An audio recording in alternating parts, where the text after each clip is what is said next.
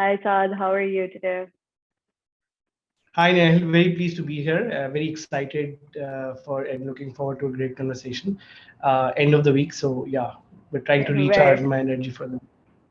definitely we're really excited to have you here as well. This is me officially welcoming you to the fireside chat here at Convo. Let me just introduce myself. My name is Nehl and Saad. I'm an inside sales representative here. And for our listeners out there, today our guest is Saad Hamid, who is a growth manager at Google, where he works with apps and game developers here in Pakistan. He also works with a lot of tech startups here in Pakistan. I'm sure, Saad, you can elaborate more on this, like if you want to give your introduction to everyone as well. Sure, yes, I'll do that. Thanks for the kind intro, Nahel.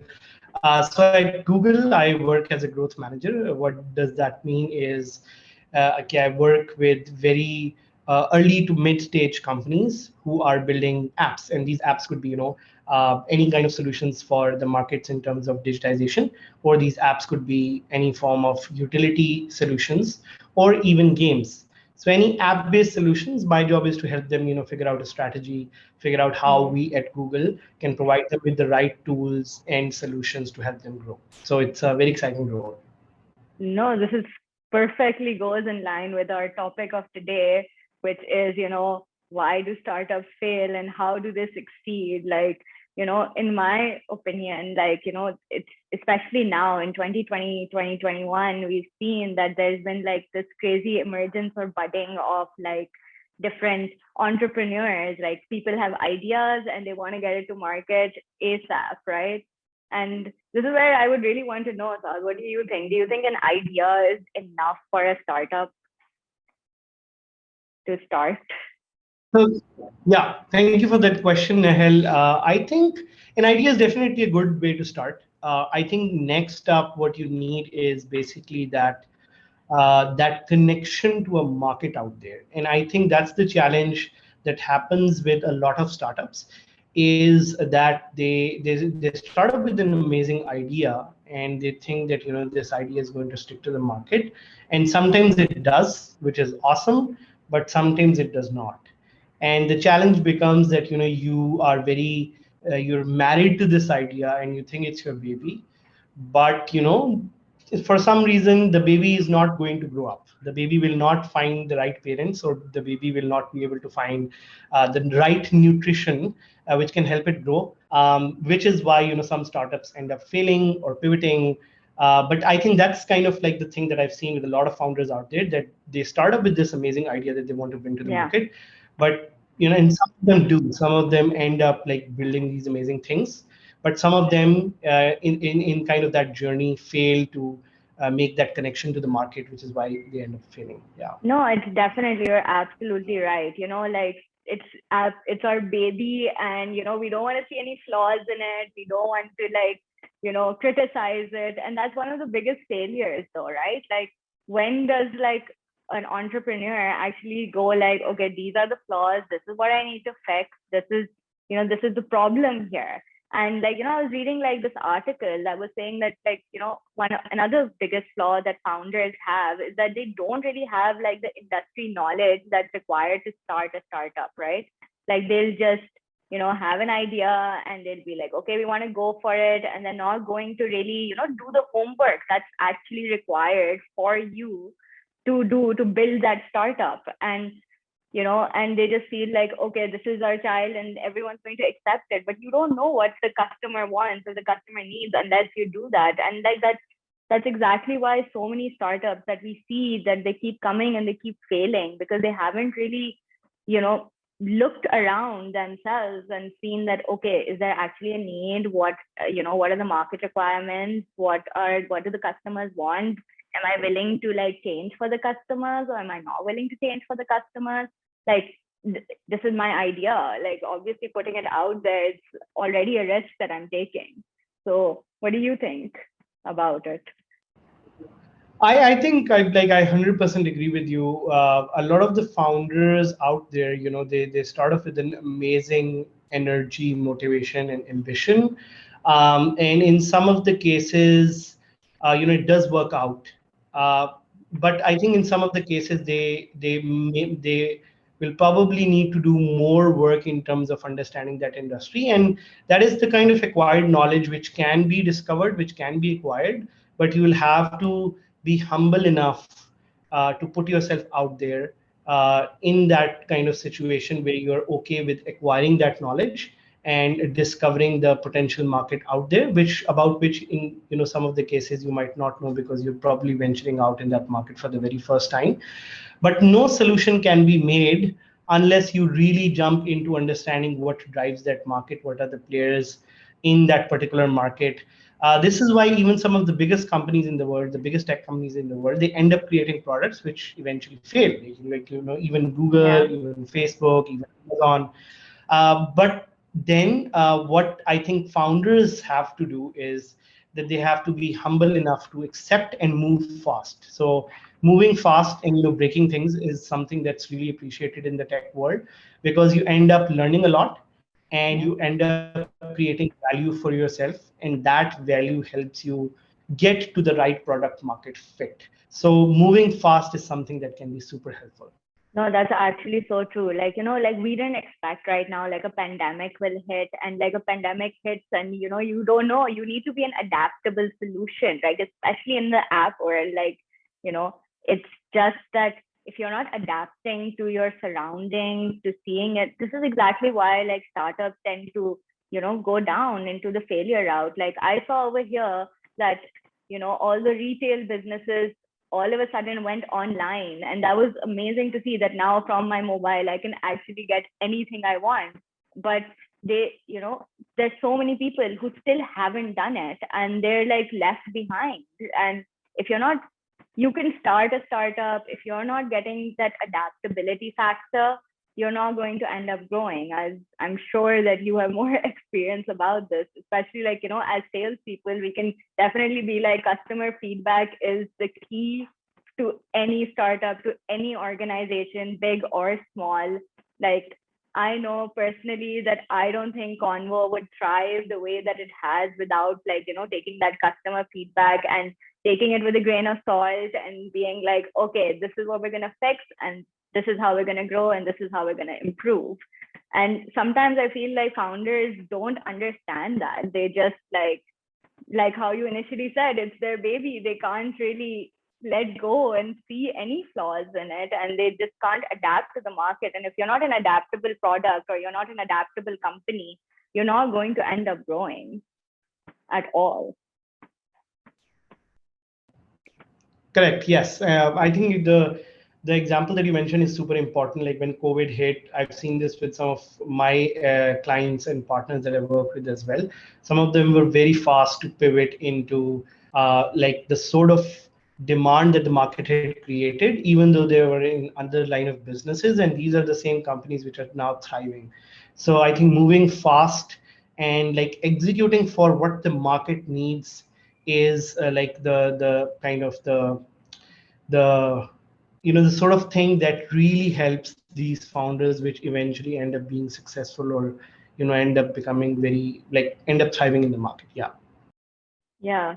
Like we, day by day, we keep seeing all these failures, and I think that it scares entrepreneurs, honestly, that, maybe sometimes I've seen that it's a double-edged sword. Sometimes it's so quick to the market and you're just like, you don't even have a finished product yet. And, you can fail through that. Or sometimes they're waiting so long to get to the market that they miss their opportunity. And it's, trying to find that right balance of, between like going too fast or going too slow. You, as a budding entrepreneur, you need to take that risk and you need to assess and evaluate. And, especially like as a strategist, you would know this. And I would like, as in, you could tell better, like, would you recommend that, like, as a new CEO, what do you think are like the main ingredients or the main components that someone should have, like, before they start a startup? Yeah, I could mention a few based on my own experiences and the way I've seen amazingly great teams that have survived in thick and thin, how they work, and what are those some of those attributes. So I think the first one is definitely good leadership, which has to come from your ability to inspire a great team and put hold a great team together. So I think a lot of the founders out there, they have this ability to inspire, but not every founder has the ability to hold people together. And what I mean by that is that you are going to have a very diverse team. You're going to have team who's going to go into all different directions, and it's Yeah. your job to kind of show them the vision and show them the opportunity and hold them together as part of this journey. So I think So inspiring and important. holding a team together is super super important. Another aspect or attribute to this is to be able to see something which others can't see, to see through the fog, to see through opportunities in the long term, to be able to connect dots where others are not able to connect the dots right now. I think that's another ability that amazing founders have. And as I was giving you this example of people who have pivoted during COVID, going Yeah. all the way from ride sharing to becoming grocery based businesses. I've seen some of these That's businesses true. pivot Yeah, and thrive. exactly. Yeah, So definitely. that's another aspect to this. And I think the last one would be to be resilient. Like you have to pull yourself back despite whatever challenges you face, and you have to stand up and you have to fight that fight every day, again and again, Yeah. for as many times as possible. So I think resilience is another one. These are just few of the traits which I've seen are great for young founders. Would you like say that I need to, if I'm starting an app tomorrow, that I need to have a 5 year, 10 year plan for like, as since you're a Google app strategist, I would really want to know that do I need to have like a big plan to move ahead? Like, is that the way to go about it? I think plans at the end of the day are important, definitely, if you want to show where you want to go. But what's more important is definitely the progress that you've Yeah. made. And like that progress has to be a part of the plan that you're making, in which you try to show that to the world that, this is the progress that I've made and this is my plan. But do not rely too much on planning, because sometimes, the world plans and then, nature plans. So for example, COVID was a good example of that. So, Was a good example. planning did not work. But it needs to be a fine balance between progress, between planning, between having the right people around you, and yeah, and having the right kind of pitch for those three things: the people, the progress, and the planning that you have. So coming up with the right kind of pitch, all of these things together, I think make the right kind of recipe. That's a great like food for thought as well. Like, those are great words of wisdom. And I think that's really important that anyone who's thinking of starting a startup should like keep these things in mind. One of the other things that, our listeners sometimes ask, or some people always ask, is like, how much should I invest? Like, how do I invest in technology? Should I invest in marketing? Like, everyone's going, getting investors, and, usually as a startup you'll always put it towards inventory or operations, but like by seeing, especially in the app world, it's besides development, you are putting a lot of money in marketing for capturing that user, or you're putting a lot of money in IT. And do you believe that like as an early startup you should be making those sort of investments? That's a very good question. I've seen, and especially working with a lot of small to medium sized, very thriving startups that I get to do on a daily basis. Even now, I've seen that companies, good companies, invest in the next big milestone, which is Yeah. going to give them stability. And what does that mean? That means that you're probably going to at one stage invest in getting a very good team, because that team is going to give you stability for that particular period of particular time. Yeah. You might, in the next milestone, you might want to invest in technology, because technology will give you the right kind of infrastructure stability that you need to go to the next level. So in every case, if you think of this as layers, at every layer you're trying to invest in the milestone, or in that layer which is going to give you enough stability to get to the next layer. Sometimes it's going to be the team, sometimes it's going to be the marketing and growth, sometimes it's going to be the operations and the inventory, sometimes it's going to be a mix of everything. There is no right or wrong answer for this because every company has their own It's vision, different. goal, and own progress pathway. But I think a good way to think about this is that if I wanted to invest my next $100,000 as a company, I would want to invest it in that layer, which is going to give me the most stability to get to my next milestone. So I think that would be a way to kind of go and think about it. Yeah. Yeah, definitely. I feel like even like, all of these, that stability then helps you into getting investors into your business and then grow your business.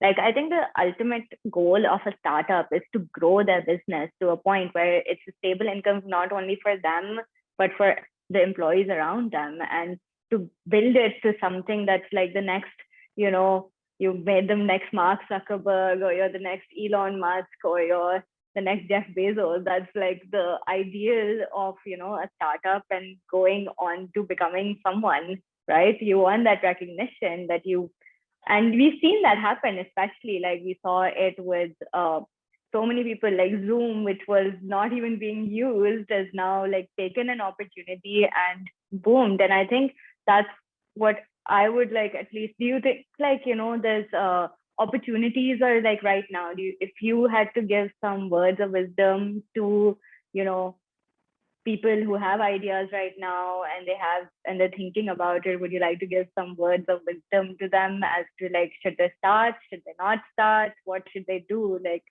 can you give them some advice? Sure. Yes. I think any time is a good time to start.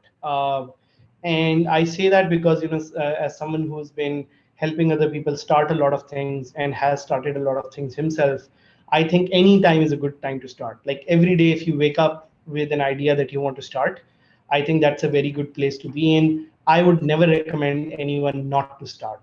I think Yeah, starting is definitely better than not starting anything. So go out and just start. It could be anything. It could be maybe a small idea. It could be maybe something that turns up into a business or into a very sustainable enterprise. It might even turn out into like something of a $1 million idea as well. But think about what are the three things that you're going to need eventually, and what are those three things. People, you need the right people around you. You need the idea, which is something that you will get inspired from, or which some other idea that you see that inspires you, that you started. And money. More or less, sooner or later, you're going to need it. You're going to have to make it, and you're going to can't do have to without it. invest it. So yeah, so people, idea, money. I think that's the kind of like the triangle, the golden triangle for this. That you have to think, if you want to start anything, think about the idea, think about the people who are going to work with you on this, and think about where the money is going to come from, or who's going to pay you, or how you're going to make money, and eventually you'll be able to form a cycle which will give you the first level of stability, Yeah. the foundation through which you can grow and do other bigger and better things. And I think that is an amazing takeaway from this podcast that we're having. I think this might also be a great time to like end it. So I think that this was amazing, Saad. Like, I think that this really, at least it inspired me to start a startup, or at least start thinking about one. And I think that we, whoever is thinking about it or listening right now, should definitely take these words of wisdom and go for it. I think, if you have an idea or you have something, you should definitely go for it. And I thank you so, so much for taking our time today to meet with me and get to, have this podcast with us. And thank you so much. And I hope that we can have more discussions and maybe go on to the second and the third and the fourth layer later on as well. No, thank you so much, Nehal, for inviting me. Thank you, Convo. Wishing you all the best in your journey as well, and for all others, out there who are listening or who get inspired. It's a great time to start. please start something and make something amazing out of it. Try to build something that would not exist in the world if it weren't for you. And it could be anything. It doesn't even have to be a startup. It could be even a small thing like a YouTube channel, or anything. I don't know, a bakery or offline business. Just start anything. It doesn't have to be something only related to tech. Yeah. Wishing you folks all the best, and have a great journey ahead. Thank you so much. Nice talking to you, Saad. Have a great day. Stay safe. Thank you. You too.